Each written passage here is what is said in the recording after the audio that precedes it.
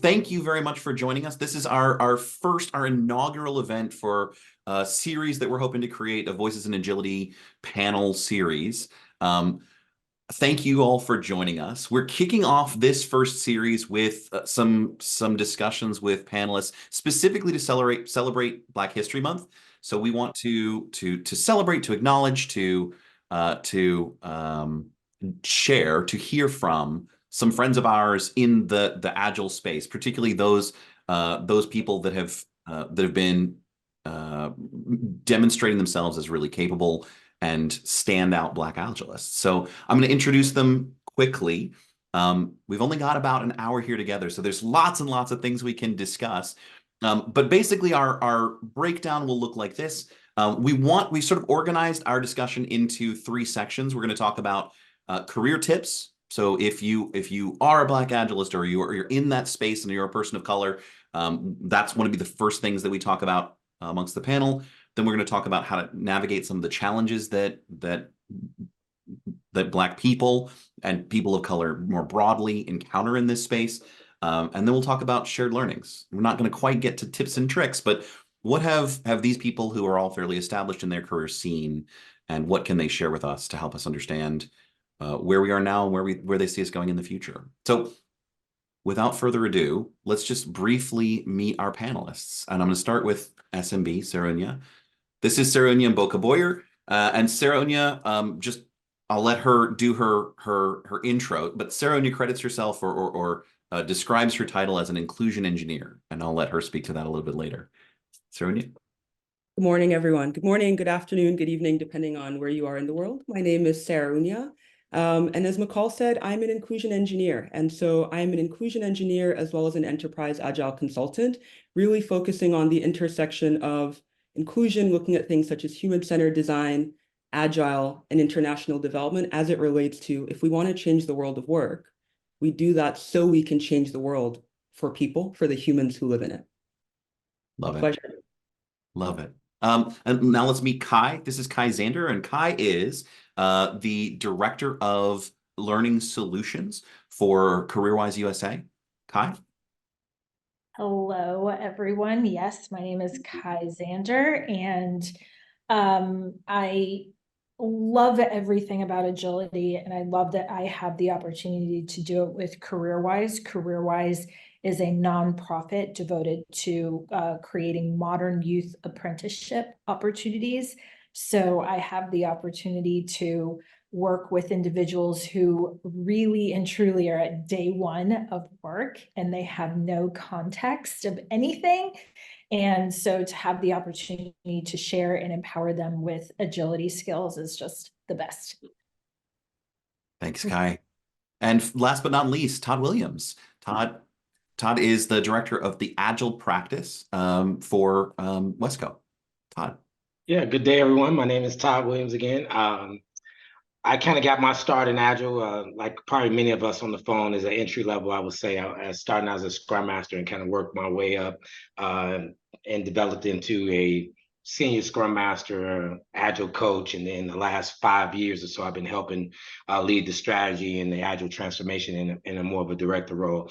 I'm like pretty much everyone else that's on the panel. I'm a really highly voted enthusiast for Agile and definitely loves the benefits of Agile itself. So I'm always a proponent of this new way of working and just connecting with people. So I love that, and I lead an amazing team.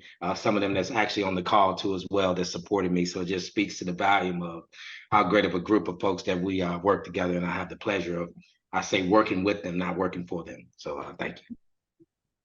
Thank you again for joining us. A special thanks to Saraounia, who sort of inspired this concept. So this was really something that she was like, hey, why don't you do this? And we're like, that's a great idea. Let's do it.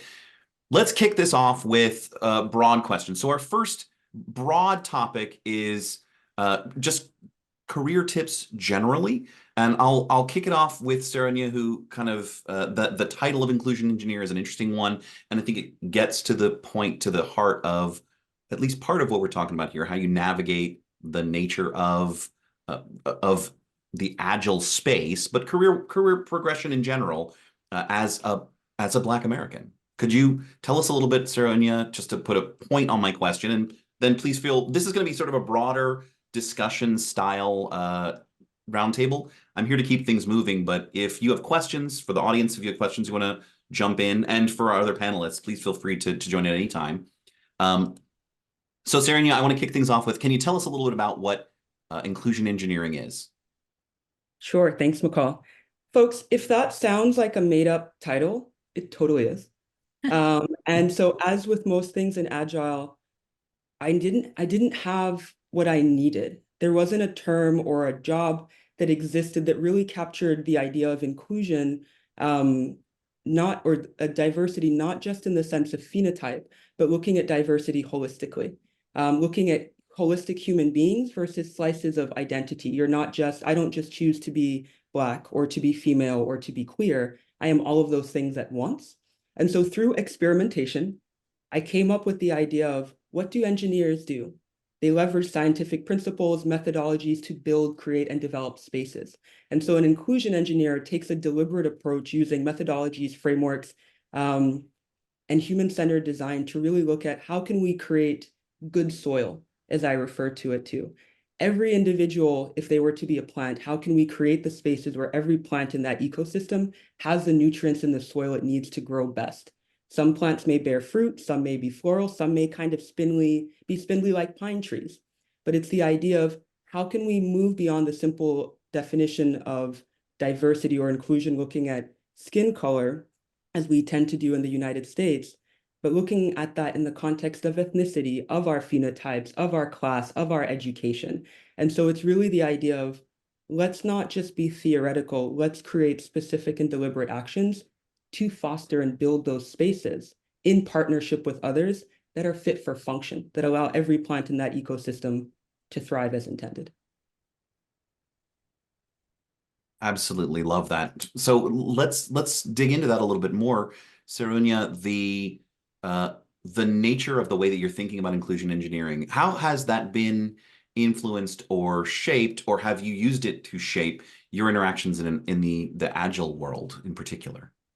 Sure. So the inclusion engineering has actually allowed me to really leverage the Scrum framework in particular, looking at the Scrum pillars, transparency, inspection, adaptation, and really looking those as an opportunity to, how can we be transparent in terms of what our configuration is in terms of a company? Let's inspect that. Is it representative of the markets, the people, the communities, or the experiences that we're looking to influence? And if not, let's adapt. Let's experiment, right? So it's really that ability to leverage perhaps pure Agile in its perhaps most honest form, which centers people, right? If people are at the core of Agile, how can we support human beings? Taking a human-centered design approach, taking a matriarch-centered design approach, really the idea of we are all moving towards a shared and common goal. How can we make sure that every individual feels supported and, more importantly, equipped to be able to be set up for success in that space? So it's really more about the conversations that are being had, and really going back to, when I think about the Scrum framework, inclusion is built into it, in the idea that every individual in a daily huddle, for example, is supposed to have the space to speak. Not everybody does that, but that's why I go back to the idea of the pure Agile, right? Versus what perhaps the manifestation may be. And so to me, I think all of us here on this call, participants included, in one way or another, are really focused on that diversity and applying it for the simple fact that we've chosen to be Agilists. Thank you. So let me shift gears a little bit. We've got some panelists. I want to just get lots of voices in here. Kai, your background is pretty extensive in the learning space. So in particular, you've done instructional design, but especially early learners. Can you tell us a little bit about how agility has guided your career journey, and maybe any tips that you could share on that journey, about that journey? Yes. When SMB was speaking, I'm very much a recipient and beneficiary of the exact human-centered design that she's speaking of. My journey begins before I knew what agility was, beyond really a sports term. I started my career in fashion. and in an environment where they wrote a book and then a movie, and I believe now a musical on that type of environment.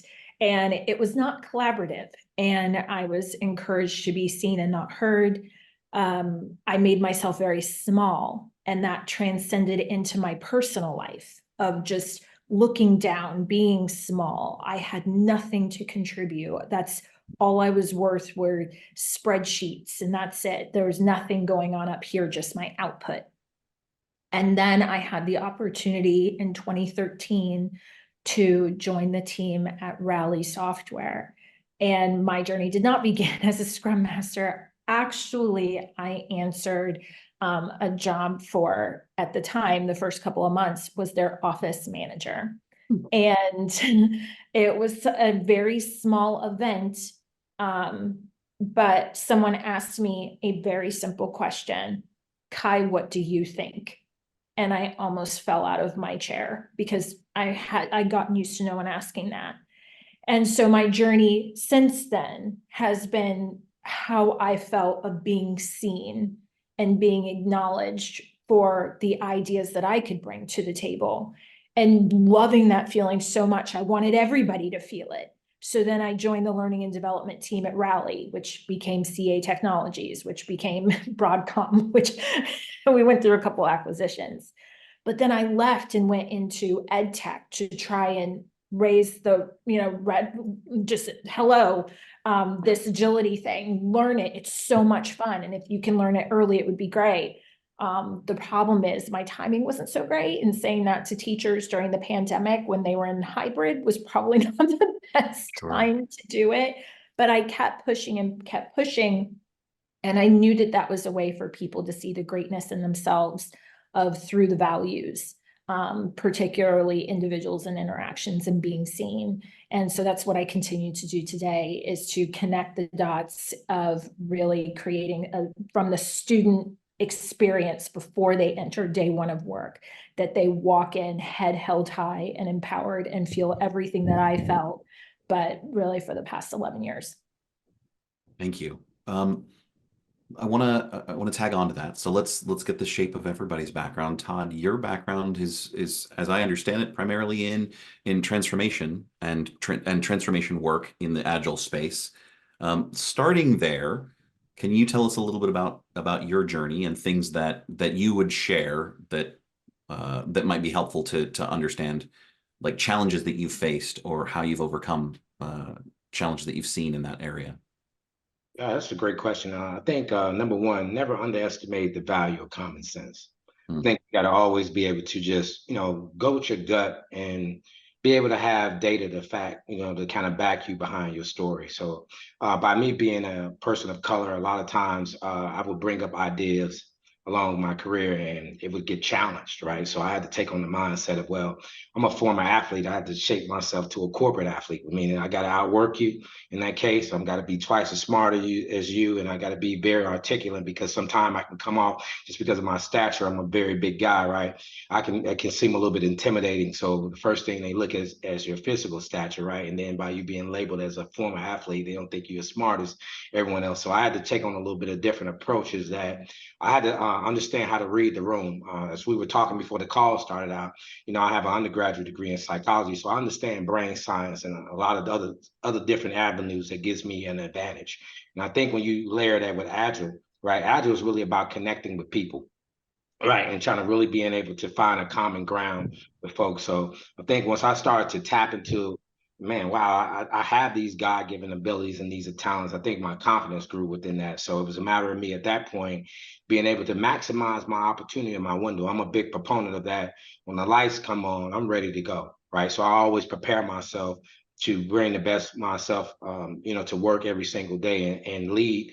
Take on some of the lean agile leadership qualities as, I'm being authentic. I want to model the behaviors that I want my people to do. Even some of the folks on the call right now that knows me, I'm a big, strong proponent of, I will never do something that I've never been asked to do, right? I would never ask you to do something I've never been asked to do. So I pride myself on that. And so with that being said, I invest a lot in myself and my people around me as well, to make sure that, that we are constantly aligned on a shared common mission and vision, and try to just excel from there. So, but I think it's a tough area to kind of break into. So by being into the transformation space where you're not dominated, meaning from a just a race standpoint, I hate to bring race into it, but just, you know, people that don't look like me. Even at the current company I'm the only Black director in our group, right? And I think even at times I have to make sure that I'm representing not just me, I'm representing the folks that look like me as well, right? And so I want to make sure that I give them opportunities, and people that don't even look like me, it don't even make a difference by race. You can just maybe not have the opportunity. So I want to make sure that I open doors and always bring the next person along with me as well. And that's kind of how I've just been navigating through my career and been successful enough to just be around folks that have a vested interest in me, know my heart, because I'm transparent. What you see is what you get. Good, better, and different. We laugh at that a little bit internally. People that knows me, it's no gray area with me. You're gonna get this all day, every day, and good, bad, or indifferent. That's how it is. But I think people learn to respect that. So I got comfortable with myself, knowing that I can go in a room and I don't have to talk differently because what I'm gonna say is factual. I'm very data driven. I'm very intelligent. So I pride myself on that at this point, and I go to work and I compete. Thanks, Todd. I think that flow has taken us into a really interesting place. And now I'd like to open it up to a broader panel discussion. So this is for everyone. And please, folks that are joining us, feel free to jump in with your own questions as we broaden up this discussion. Now I want to talk about sort of broadly for your journey, and they've been varied, but I want you to think about, please, what are some well, let's start with the positive. What are some things that you've accomplished that you're proud of? And we'll take that into what advice do you all have for people that either might be starting this journey or are still struggling with how to be successful in this space?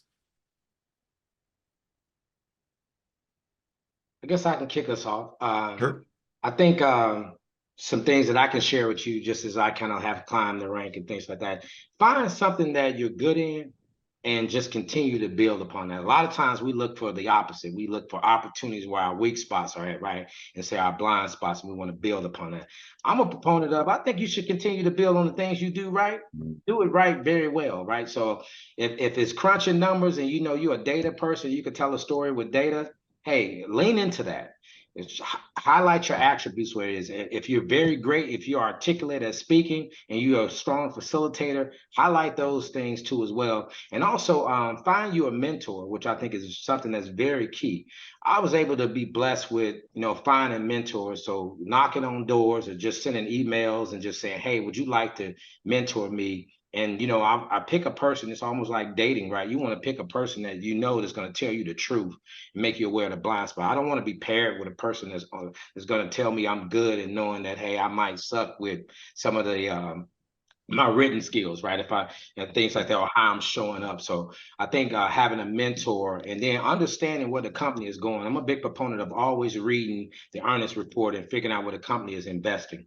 And then when you look at those things and see where the company is investing, that's where they're tying their time to. Figure out how you can make your way over to that area that they're investing in and able to bring value in that area. I think that's been a big proponent of kind of like how I moved up as well. What about you, Saraounia or Kai? Go ahead. I could go. As far as the first thing that comes to mind of what I'm proud of is just the philosophy of you fall 7 and you get up 8. You know, you just keep trying, you keep at it. Some things are in your control, some things can't. You know, companies get acquired or they have, you know, reduction in force and things that you necessarily can't control. Or you think something's going to be a right fit and it's not. But in each opportunity that I've had, I've learned something. To Todd's point of there's always someone to learn from. The list is long of people that I've had the privilege of working with and working for. And then also the mistakes that I've made and knowing, you know, why I made them and reflecting on that, which is also part of the Agile process and how that transcends into your real life of taking that pause so that I personally can continuously improve. And, you know, the advice I would give is, like Todd said, is just say yes to the networking, say yes to the opportunities. If you are a person of color, there's no denying that that is a little bit scary. I used to have to travel to, well, I still do, but I would travel to Boulder, Colorado 11 years ago for work. And I used to count. I would tell them if I could see 5 Black people, I would consider moving there. I never got more than 3. And so, I mean, I wasn't there every day, but still you could go a whole week versus kind of a more metropolitan area, and not see that many and not see people who look like you, which was a little overwhelming. So I'd say find ways to make life work for you. Oh, I love that. And I think that mindset sort of speaks to something that maybe we'll get into a little bit later, but the nature of having to code switch in your personal and your professional lives. So not to take us down a particular channel, SMB, I don't mean to force you into a topic, but the same question for you. So what are you thinking about in terms of your successes, your proud moments, and tips or advice that you have for people in the Agile space? Sure. I'll answer that and then I'll go into the code switch thing because Great. my name is Saraounia and I go by SMB, which is a code switch within itself. Sure. My background, and I should have shared this earlier, is I come to Agile not from the space of software or private sector. I come from the space of international development and humanitarian aid, focusing on capacity building and capacity development for civil society organizations, as well as community organizations in places like Sub-Saharan Africa, Asia, and Central America. And so I think for me, the thing that I've been most proud of is we're going to a company, and I currently work at a company called Scrum Inc., as well as doing inclusion engineering for my own LLC, is the idea of when I joined Scrum Inc., we weren't really doing social impact. We never had a formal Black History Month celebration. And in that time, we have signed MOUs with women of color advancing peace and security that focuses on bringing women into the geopolitical space. We have signed MOUs and have trained people from the US Embassy in the Kingdom of Lesotho. We have worked with the American Refugee Committee, or more so my job was like, you're an Agile consultant. You don't need us to be able to create change in the world. If you want to take 2 weeks off and take a vacation and go to Rwanda and work with people at the American Refugee Committee, we want you to do that. So one of the things that I think is I'm most proud of being more than an ally to the people in the spaces that I'm looking to support. The reason why I say more than an ally is allyship is optional. I'm looking to be an accomplice. I want us to both have a shared interest, a vested interest in the outcome of what's happening. So what I'd say to my former self is look for accomplices. For the time that Kai and I worked together in the same organization, Kai was one of my key accomplices, always encouraging me, SMB, it's okay if people said this doesn't make sense, or we have folks on the call such as Lucien Zoll and Alexander Alred, who have been my accomplices as well. The advice I would give to myself when I first joined the Agile space, and I'm like, you can't do this. You've never worked in private sector. You're just an international development person, is you've got the juice.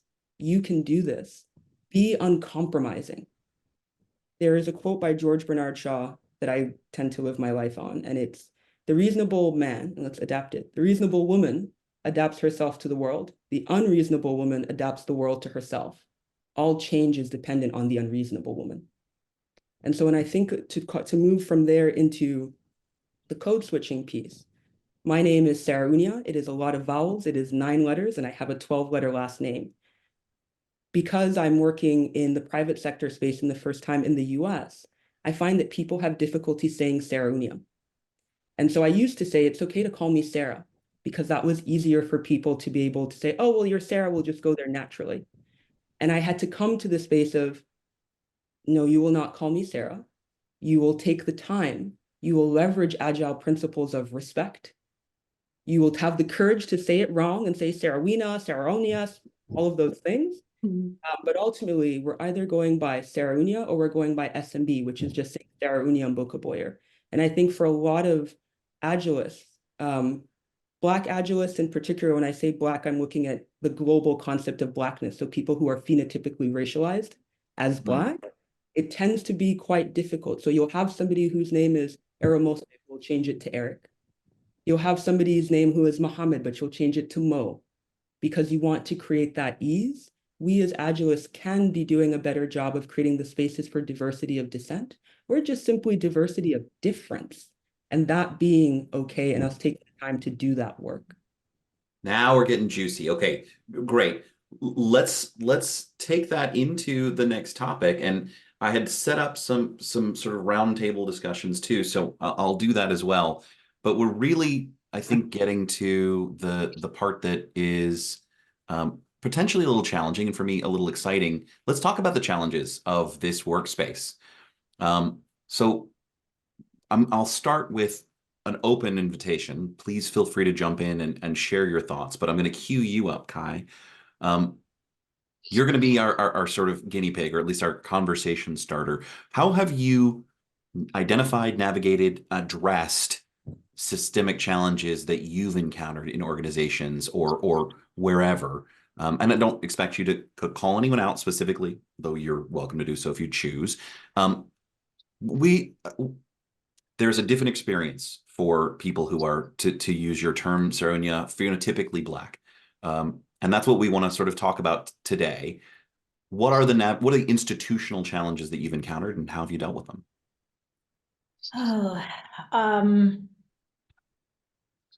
I did work at a company. I work around so many brilliant people right now. I feel like I'm just going to constantly be quoting them. And one of my colleagues says, always assume the best intent. Well, once upon a time, I worked for a company that did not assume the best of intent. And if my name was on the email, the way that they would read the email was angry. So much so that I was encouraged to put emojis, smiling emojis, after sentences so that they would know that I was being friendly, not as a default. I'm just trying to tell you, hey, this is what's happening.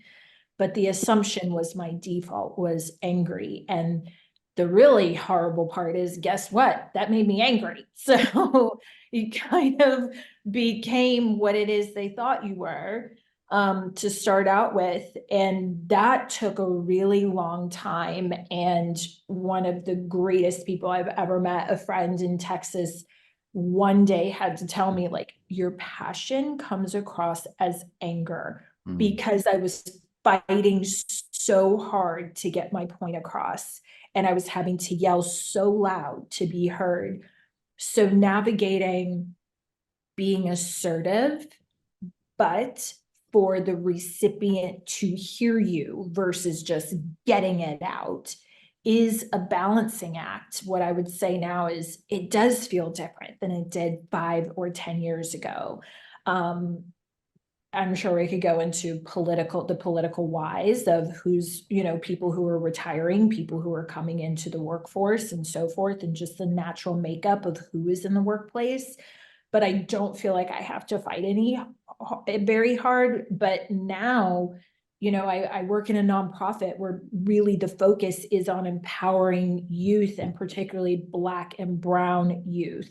And so it is a different experience, but such a grateful one of, like, I want everyone to experience what I'm experiencing right now.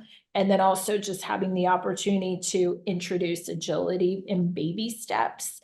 Where I am right now, they were not organically agile, but they are organically inclusive. They are organically wanting to change the world. So they're leaning into the DEIB part. And through that, you can create structure of agility that really feeds nicely. So they didn't really have plans on being agile, but they saw the benefits because of the inclusion and because of the empowerment pieces, which is just a great way. McCaul, you and I were on a call, and my colleague was like, I'm getting ready to go do my first daily. And she was so excited.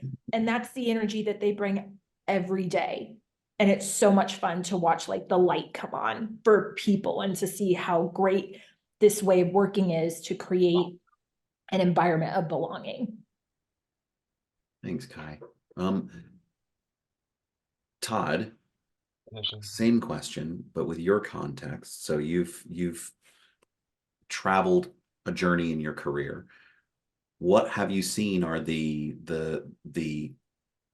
challenges that you've faced? What are the institutional systemic issues that you've either dealt with successfully or unsuccessfully, and how does that lead you to advice for folks today? Yeah, as was just hearing Kai talk, it was even triggering a little bit of some of the things that I had in the past. Sure. I think some of the challenges that I experienced was idea stealing, meaning that I can bring an idea up and someone else can, and they will say no to me. Yep. Someone in the same meeting or 2 weeks down the line, and this is like even recently, right? Someone else can say something is like, and I have to take a double look, and I can't play poker because everybody know, again, I'm transparent, right? Like, what the heck? I just told you the same thing. You told me no, but you told a colleague of mine, like, yeah, that's a great idea. And I'm wondering, right, is that unconscious bias that, you know, that we might have to just form? So what I have learned to navigate this, and this is a jewel that I give everybody, there's a difference between emotional intelligence and emotional agility. I have learned how to tap into emotional agility. I know when to turn it off and when to turn it off. I'm gonna turn it on at certain points. So I have to understand that now as I navigate through the rooms within that. And I also have learned to understand no's means not right now, right? So sometimes your conversation can be too forward thinking for them. Maybe you're just a trailblazer. Maybe you're too far advanced, they can't see that. So sometimes, you know, you might get a no, and I had to learn that means just not right now. And just through mentoring and people just working with me have helped me shape that. Even some of my colleagues, even some of the people that reports to me, we have a great relationship. We have great conversations where they can say, hey, I think, you know, because sometimes I can come off as a little bit harsh or a little bit just direct. So those are some things that I had to understand that challenged me in my career. And then also just from other minorities in my group, you know, that might just, not just at the company I work for, just in the Agile space as well. It's heavily dominant, especially now with folks from the Middle East, right? Middle Eastern brothers and sisters. So now it's like, okay, we're also taking a back seat because they check the box as being minority as well. So others look at it as well. It is inclusive for you and you have a space, but sometimes even navigating and communicating with them could be difficult because, you know, they might take the brightness out of the room or whatever the case it is. But I have just had to learn to navigate as a Black male. Number one, be intentional about your discussion because you're only going to get a couple of minutes wherever it is to make your point, right? And try not to come in with a bunch of word salad, and as I like to call it, be intentional about what you're trying to get, back it up with some supporting data, and be able to come with if you're talking about a problem, come with a resolution too as well. So I always come with something added extra of how I can help solve the problem, showing how I bring value. I think that's what has really helped me in my career now because it made me angry, to be perfectly transparent, right? And when I was young and I was growing up and I, you know, through my career, I was like, wow, why am I always not getting the opportunities, or why my ideas are not being, you know, looked at as being valued, and the next person is saying the exact same thing as I was saying. But again, like I said, when I started to learn about emotional agility, that really helped bring some calmness to me. And now I'm okay. I can go into any room. People, I would call myself a chameleon. I don't care if you're a C-suite or you're a junior right out of college, right? I can communicate and connect with people on all levels. So I think that's what now that I have learned through some of those telling me no's has taught me how to get that yes. Thanks, Todd. Yeah, SMB, same question. What have you identified as systemic issues, and have you identified any strategies for dealing with them that have been successful for you? Sure. I think similar to both Todd and Kai, you know, that question or that statement of your passion is viewed as anger, you're viewed as being aggressive based on how you look, people questioning you. My parents often refer to me, or my dad in particular, likes to tell me that I'm a triple threat. You are not only Black, but you are also female, you are also queer. When you enter into a room, people will make assumptions on you. Are you the right kind of Black? Are you the right kind of woman? Are you the right kind of queer or gay person? Do I have assumptions based on these identities that you hold? And depending on what my assumptions or my biases are around those groups, I am going to engage you in a certain way, or I'm not going to engage you in a certain way. And so for me, I found because there is a lack of exposure. Oftentimes when I walk into a room and people find out I'm the enterprise consultant, they're like, oh, you don't have another team? Where's the rest of your team? Oh, it's just you. People are not exposed to seeing Black young people. I've just turned 30, so I bring in the youth perspective a little bit as well. People are not used to seeing people come into a space and say, I'm leading your training today. I'm going to be your transformation point of contact. And they're questioning, well, where's your supervisor? Where is the other person?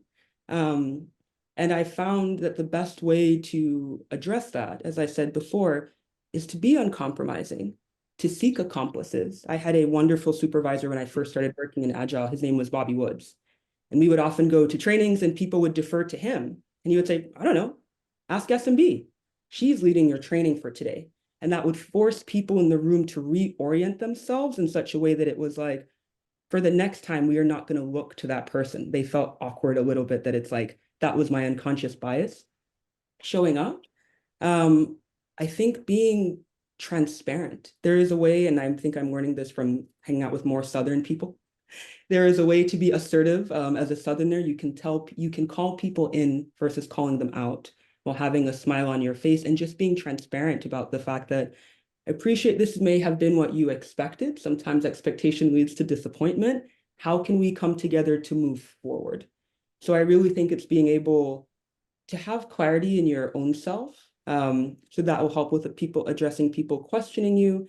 And ultimately, something that I often say is there is work that we have to do in the world, or at least for myself personally, there is work that I do in the world. Every job is a vehicle, every framework, every tool to bring me closer to accomplishing that work.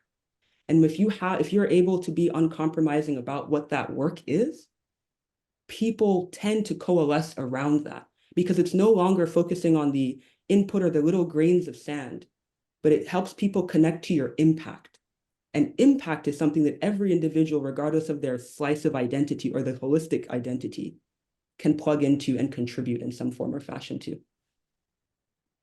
This is fantastic. So as your various experiences are encountering these challenges along the way, you've developed strategies for moving forward. Help me, please, and all of the folks that are watching this, translate that into how they can apply these tactics for themselves. Our third topic was to talk about lessons, right? What can you learn? And we're not going to be able to distill this down into some tips and tricks or anything as simple as that. But if we can start to encapsulate this, what would you give to the next generation, the next person, or to yourself if you were restarting this journey? So this third section, we were going to go around. I want to just sort of open it up more broadly and make it a little more conversational, if that's okay. How would you advise someone who is either just starting out and likely to encounter these issues or not, based on your judgment, as they're beginning their careers? I do this every day, so I should go first. Okay. Yeah. It starts with the mindset without calling it the Agile mindset. It starts with being in service to authentically telling someone that you want to see them become the best version of themselves and offering. I literally have a slide that is the hero's journey, if you're familiar with it. And we start really of saying, this is your invitation to start an adventure, and leaning into that. It's an empowering way to work. It literally, SMB is a great example, can take you all over the world, literally. And the opportunities that will come from embracing certain concepts that it's so much fun, and where you get buy-in and I try, and things work differently, with different types of people.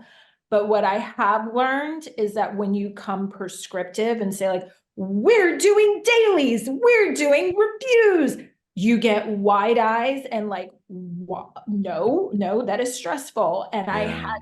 I literally was told, like, that's giving me anxiety. I don't want to do that. It was too much structure. But basically kind of adopting what parents do all the time and putting spinach in the smoothies, is I did like the same logic to work of like, okay, great, we're going to play a game, but the game is teaching them how to give and receive feedback. Only they don't know that because it was a game that was about how the Avengers ruined the office and what would they say to the Incredible Hulk next time. So, you know, I'm hiding the structure.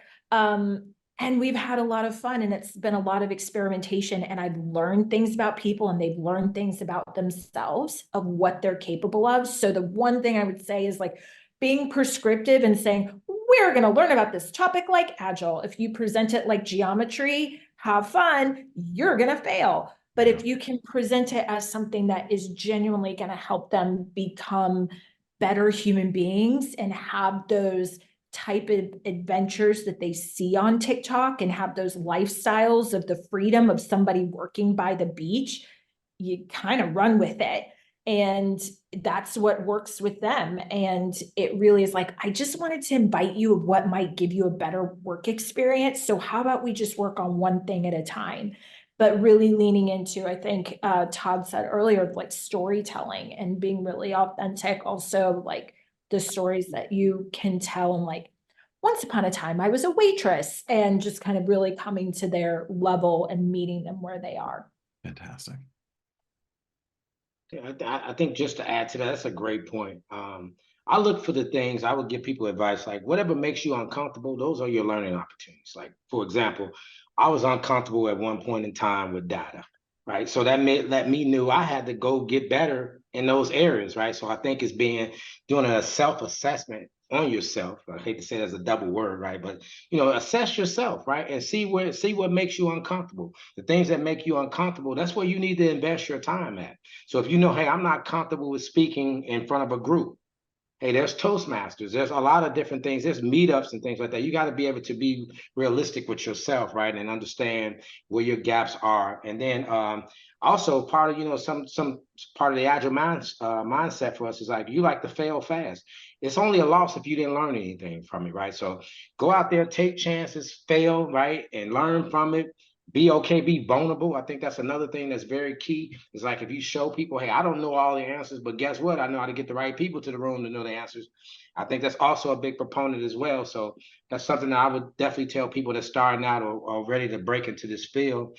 And do a lot of collaborating. This is a field that we can all shamelessly steal from each other. So I think that's the great thing about it. There's no reason for you not to be able to excel and learn in this, and people are willing to help you. It's probably one of those spaces that's not as individual contributor-ized as like some of the other stuff like might be involved with software development, where a lot of coders are just coding by themselves and things like that. But if you really want to look for a lane inside of Agile, I think there's plenty of opportunities for you, to map your skill sets to wherever you can be valuable at. So I would say start there. I love that. If you, it's only a loss if you didn't learn. That's a great message. For my part, I think I would, again, start with impact, right? Start with the work that it is that you are trying to do. I often use an analogy with certain of my clients. We want to have a nice day at the beach. That's the impact. What do we need to do to be able to have a nice day at the beach? Do we need to do some cleanup of the sand? Do we need to build a sandbar? Do we need to bring more people? And then figuring out what the smaller tasks are, the inputs, to be able to lead up to that. So often people will have a theory of change that says, if we have good inputs, that'll lead to outcomes and maybe we'll have impact. But similar to a backlog, let's start with the impact and let's break it down, figure out what the outcomes are, figure out what the little stories are, or the tasks that we need to be able to achieve that initiative or that epic. Similar to Todd, I would say be asset-based, lean in. If you're finding that there's something that is challenging for you, and I face this every day as I mask around as an IT consultant, I don't have an IT background, but really that idea of don't look at what you don't have, the deficit. Think about how this is an opportunity to grow. There's a quote from Sylvia Plath from the book, The Bell Jar. A comfort zone is a beautiful place, but nothing new ever grows there. And in Agile, we are in the business of growth. We are in the business of change, right? And positive change so that. And finally, I'm just building on what Kai had said or pulling that piece in. It's really about accessibility, right? We need to be able to communicate things to people in a way that is accessible to them, to meet them where they're at. I don't care if you have a daily, as long as you're finding ways to connect with your team. I don't care if you have a formal retrospective, as long as you're finding ways to constantly reflect and improve so that ultimately accessibility is inclusion. If we want to be more inclusive in the sector, we need to make things more accessible for people. Less jargon if people don't know the jargon or that jargon doesn't add value. How can we focus on the impact versus the inputs or the things that we need to do or the smaller tasks? I think if we're all able to do that, we will be able to have better outcomes. We're able to change the world for the individuals that we work with, the individuals in our ecosystem, so that the world or this larger global environment that we're in has soil for every plant, each and every single one of us to thrive. Fantastic. Yes. I want to figure out how to make Nice Day at the Beach a game. So if you could figure that out for me, because it's like right there, you got it. And it's so, yeah, TBD. So yeah, that's going to be game somehow. That was, I wrote it down. Yeah, right. So the framing of the impact is, if you frame the impact first, we can build the steps to get there. Brilliant. Well, once you figure out that game, I want to play. So now is where we shift gears a little bit. We're going to open up the floor a little more broadly, but I'm open to questions. If you want to ask questions, that's totally fine.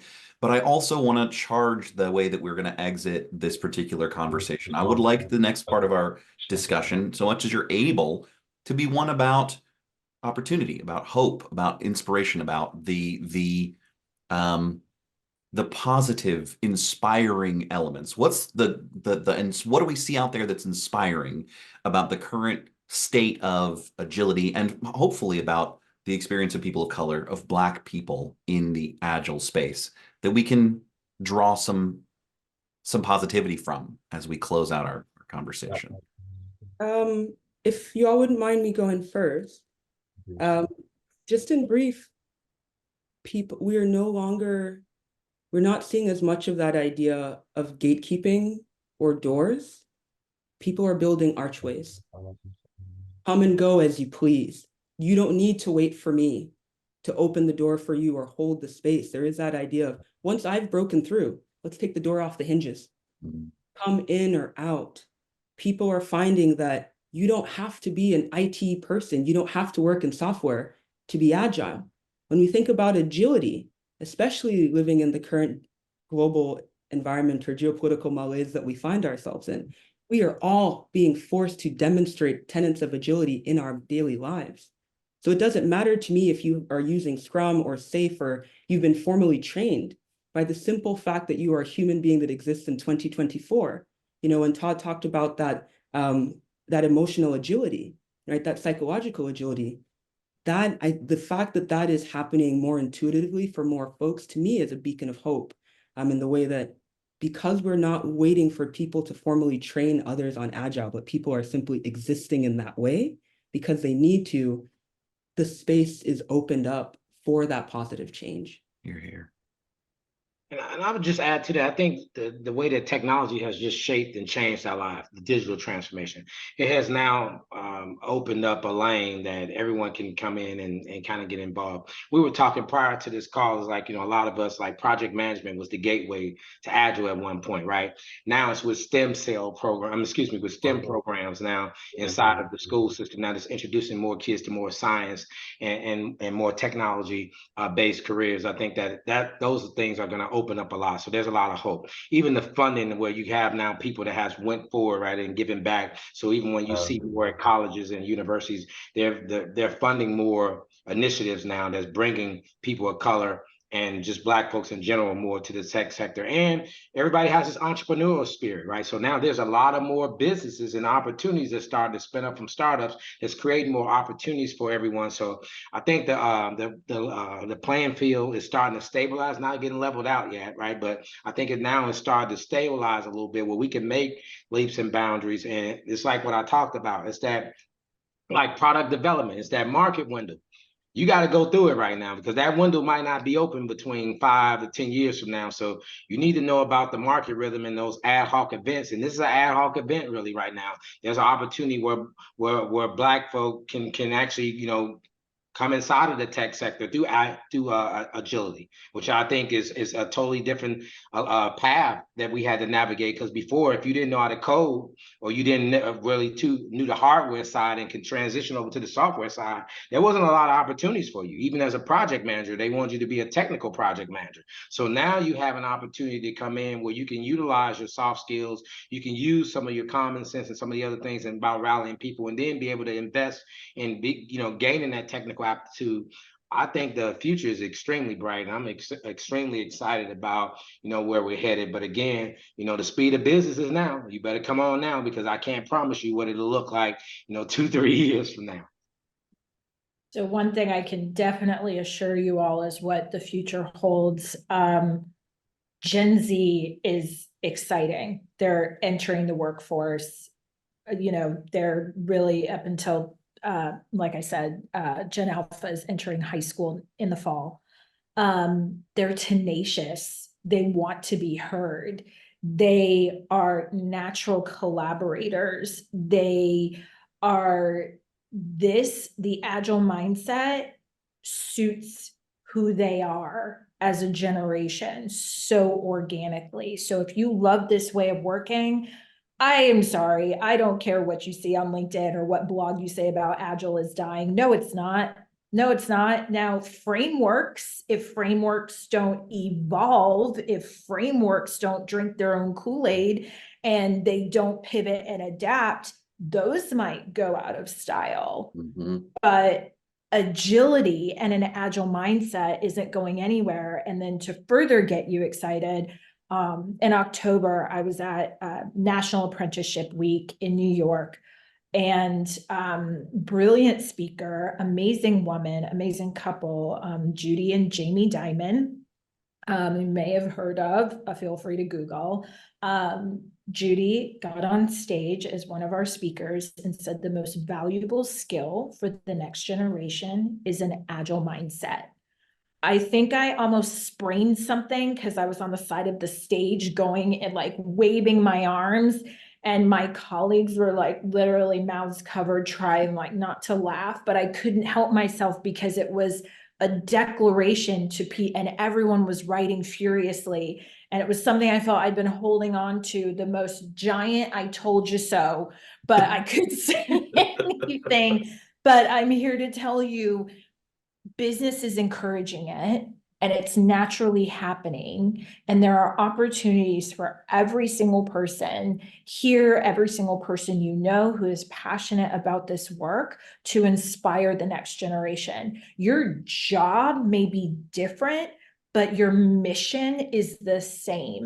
And if you take that in mind, you will not be without a job. If you were part of the layoffs, okay, congratulations on finding your next opportunity, because it is there and it's waiting for you. And I just can't wait. And I hope we get to all collaborate in some way, shape, or form. But Gen Z is prime for it. And according to educators, Gen Alpha needs it. So you got some work to do for the next 20 years. So congrats. Well, so with that, I wanna expand our discussion a little more broadly. I've taken us up to the line. Yeah. We're at 5 minutes. Does anyone have a question that's burning within them that we can address in that short time? We take comments too. We take comments too.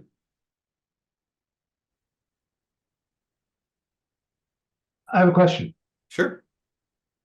I feel like this is well, I won't bias. What can I do? Hopefully I'm equipped to observe, sense, and realize the bias that everyone, first of all, thank you so much, everyone, for the vulnerability and sharing. I hope that I am, again, acute enough to be able to observe the biases that was just shared here with people, with humans of color, or humans that don't look like me, that don't look like other people in the room. Anything I can do if I observe that? What might be a conversation starter or a place to go? What should I be? What's my first thought towards action?